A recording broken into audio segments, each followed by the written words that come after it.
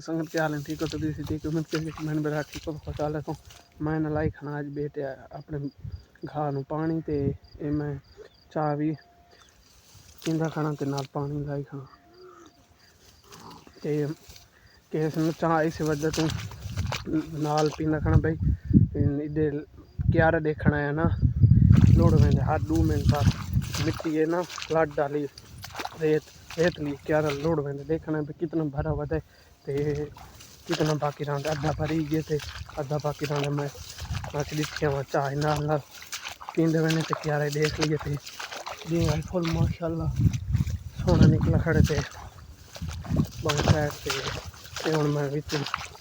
पानी भी पींदा महंगा पीते बस हमें बंद करने वाले हैं